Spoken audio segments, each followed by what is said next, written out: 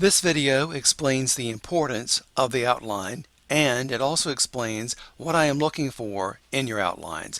First of all, you will see that the student has her essay set up in the MLA format. Her name, my name, English 112 plus whatever your section number is, and the date that the essay is due. She has a title that's centered. There's no extra space around the title. The title should be something interesting. It should not be your claim. It should not be a question, but it should be something succinct and to the point. And it's not put in any kind of larger type font. It's not underlined. It's not in italics. It's just it's in the regular type that you're writing your paper in. This writer has chosen to begin with a personal anecdote. You don't have to do that. There are dozens of other ways to begin your essay, but I like this for her. It works well because she's talking about fishing, and she's talking about growing up and the abundance of fish in her area, and she's also established what the problem is. That's what you have to do in the introduction. There has to be some kind of problem, question, or controversy that you're focusing on. There are many factors that could be blamed for the decline, be it the climate change or even the population in our waterways, pollution in our waterways. However, the major culprit would be the commercial fishing industry. And this is her claim. I'm going to have you underline your claim because I want to make sure you know what your claim is.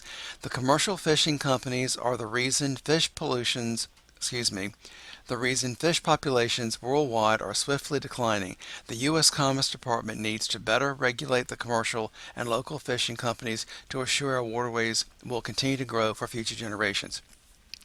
Your claim is the most important sentence of the entire essay. Why? Because everything centers around that claim. Once you establish what the problem is, once you establish your opinion, then you have to prove in your support why you think as you do. So there has to be a topic plus an opinion, your personal opinion. You're not giving anybody else's opinion but yours in this essay and in all of the essays. Even when doing research, you're giving your own personal opinion. Then the next thing I'm looking for in your outline is I want to know the points of support. You don't have to go into all the details. You're going to do that in your paper, but I want to know what points you're going to use to support your claim. Now notice that this writer keeps everything on track by mentioning commercial fishing in every topic sentence. She reminds you all the way through the outline what the topic is. One of the main reasons the commercial fishing companies are to blame for the decline in fish population is due to their practice of overfishing.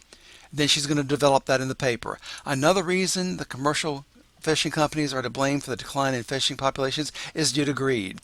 The final reason commercial fishing companies are to blame for the decline in fishing population is due to their modes of fishing. So we've got overfishing, greed, and modes of fishing. That's what she's going to develop. Those are the points she's going to use. You don't have to have 3 points. I like to have 3. You could have 4. You could have 5. You're really pushing it if you have 2, but you have to give reasons why you think as you do. Then in a separate paragraph, you have to acknowledge the other side. That's what's called the concession refutation. You concede a point, but you still bring it back to your point of view. The commercial fishing companies would argue that they are not the reason for the decline, and then she's going to tell me why she disagrees with that. And then, of course, you have your conclusion.